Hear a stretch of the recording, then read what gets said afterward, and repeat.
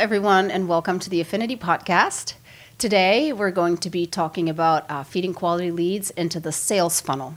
I have Grant here with me. Hello, Grantley. Hi, Jana. Hi. Can you start by telling us what a sales funnel is? Well, the sales funnel is really simply the people that are feeding into your sales database, so leads. And the sales funnel ideally has a fairly big opening, so it's letting a lot of people through. But that's it, really simply. And it narrows down as people become qualified through the course of the sales process, and then ultimately they would feed into the membership system beyond that. Okay, so if you're feeding people into the sales funnel, what kind of people do you want? Yeah, so obviously quality leads. Every salesperson will say that if they get a lot of, tire kickers coming through is sort of the description used. That's not much fun because you're touring people or vetting people that aren't, pre-qualified. So you're looking for people that would likely join your membership, and so that's a really important, piece. And it's easier than one might think to create like a quality sales funnel. A lot of times we get caught up because we think, okay, we can't really preordain who will come into the sales funnel. It's just going to be whoever, and that's absolutely not true. It's all reflective of your marketing, and it's all reflective of what you're saying to the consumer about your product. There's a term called commoditization, and commoditization is where you're seen much the same as everybody else. And in the fitness industry in particular, I'll speak specifically to that, we typically all look the same. We have the same sort of images. So if you think about the images, 25 to 35 something, rippling abs, bulging bicep, probably tattoos and good-looking males and females, probably not as much diversity as you would like, and certainly not enough age diversity.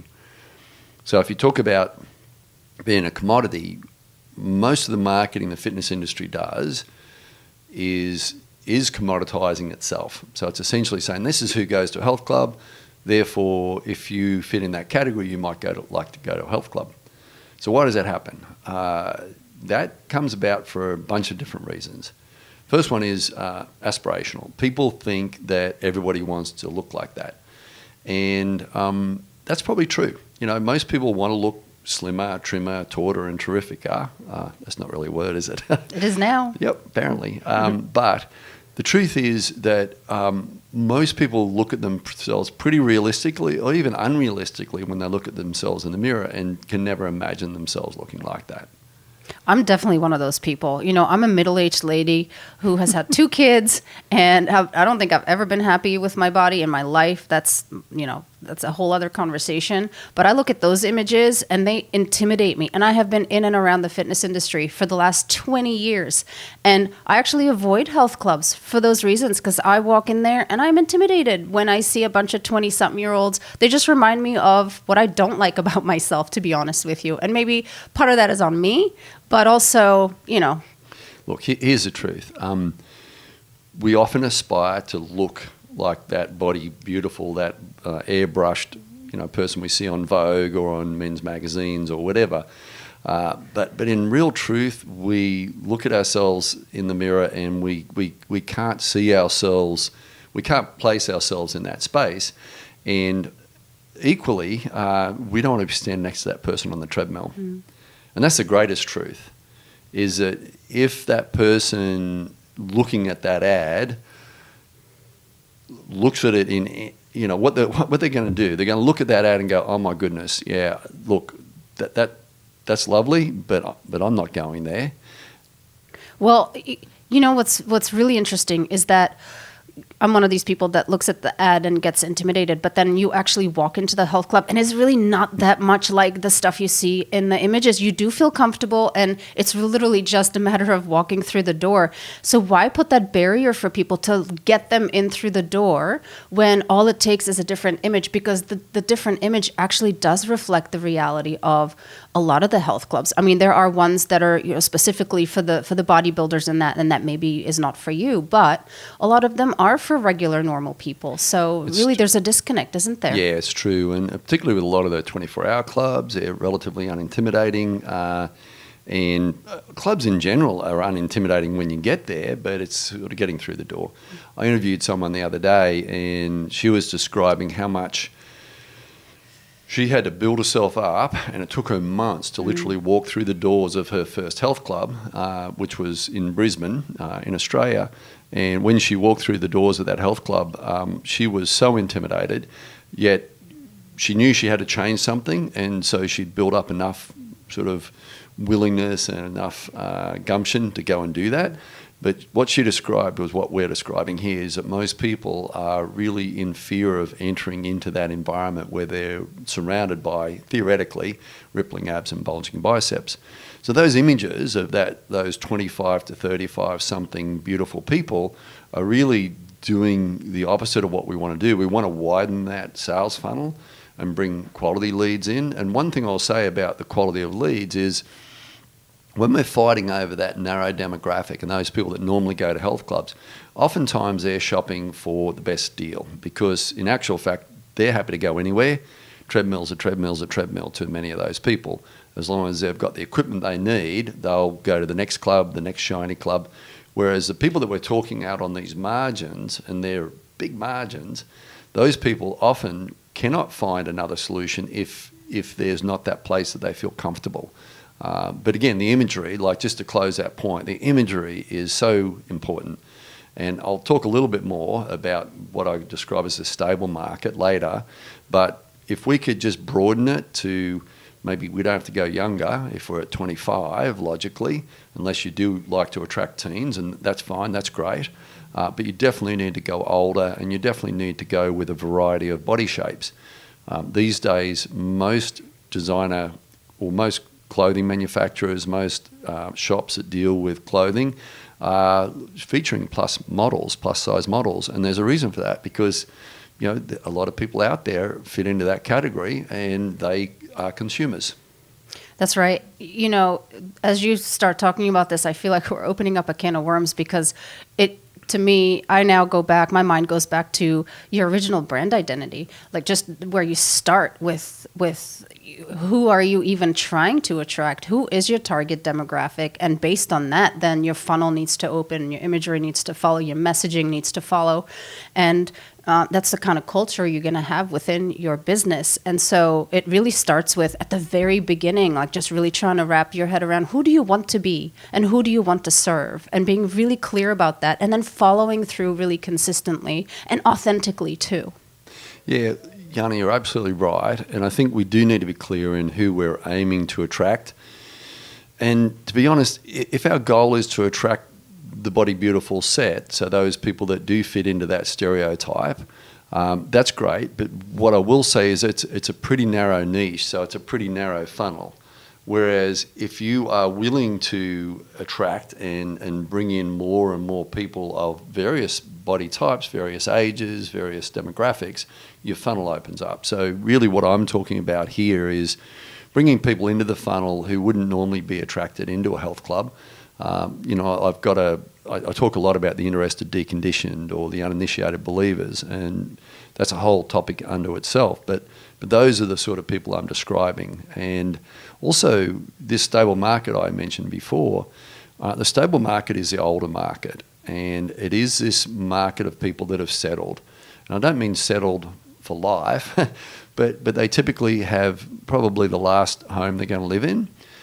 They may have moved into an aged, like over 55, residential area or something like that, and they're really not going anywhere. When we are dealing with the 25 to 35 year band, what we are dealing with is a very often transient, but a very mobile market. And those people are moving through their career. They're going to have kids. They're going to move to a different area because they now need a house instead of a unit. And it's such a transient group.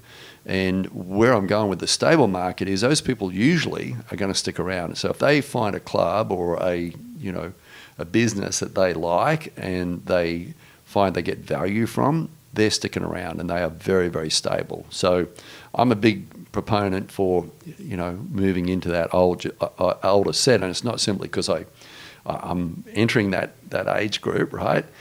It is because I've seen the value of that in retention stakes. So this really impacts retention. If you're attracting more stable people who are less likely to leave, then you're probably improving your retention significantly, because the highest retention or attrition factor is usually relocation. If you're doing everything else right, the highest attrition factor is usually people moving from the area, and this negates that to a large extent. So you're really saying that you want to be really intentional about your marketing and target the right demographic upfront. Yes, absolutely, 100%. Another thing I wanted to talk about was a source report. And what I mean by that is knowing where somebody comes from, like a lead. And this is a really important soundbite, and I can't emphasize this enough. There's a really important question to be asked when somebody comes in or calls in, and it's, how'd you find out about us today? And we ask that question pretty routinely. A lot of times we get a rote response. Oh, I've been listening to the radio and I heard an ad, I try and dig deeper than that, or I ask our MCs to dig deeper than that and really ask, but what brought you in today? So they've been listening to these ads for 6 months and suddenly they decide to come in, but what triggered that decision? And it may have been triggered by an event they went to, or by a friend who referred them, or I'm looking for the specific source of their motivation to come in that day. And the importance of this is manifold. But let me describe it, and I'll do a dated example. Yellow pages. So if you remember the yellow pages, it used to be, they had a saying, it was let your fingers do the walking. So essentially you pick up the phone, make some calls. So imagine somebody back in yesteryear picking up the phone and calling this club and that club and the other club, and what's the question they're going to ask? How much is it?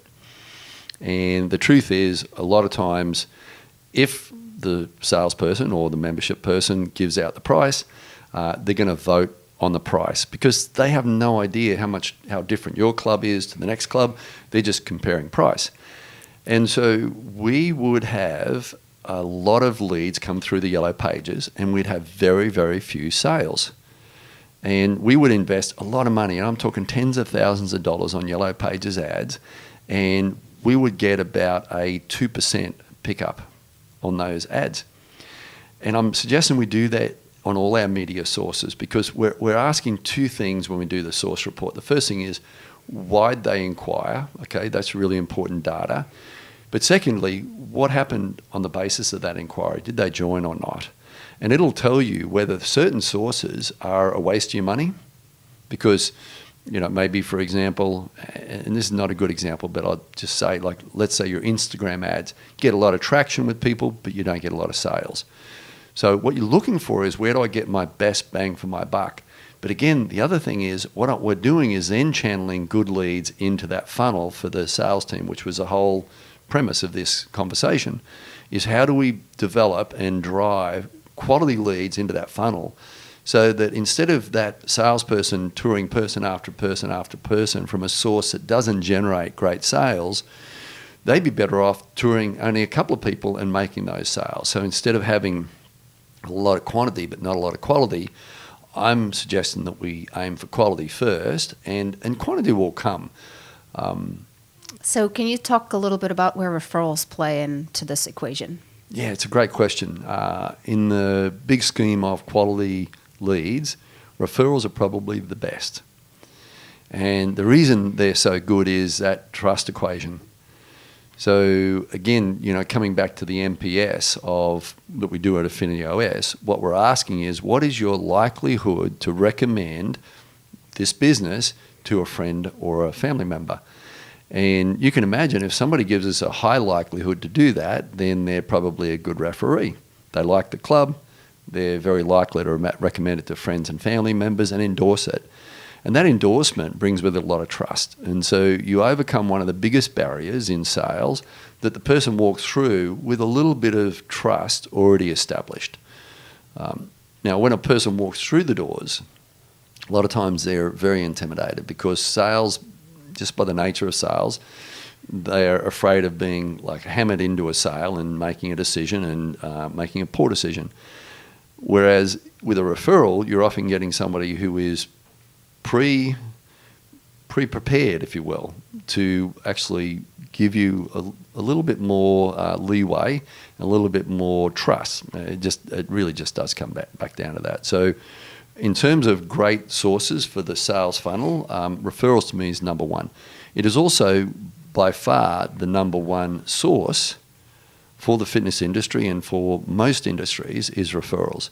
And so that's why we try and nurture referrals through Affinity OS, is because we know that they're not just a great source of referrals or source of leads, and ultimately members, but they're the biggest source. And so if we can nurture that through the experience that the members are having, then the likelihood of referring is higher, the level of trust is higher, and it just makes for a really smooth and successful sales process.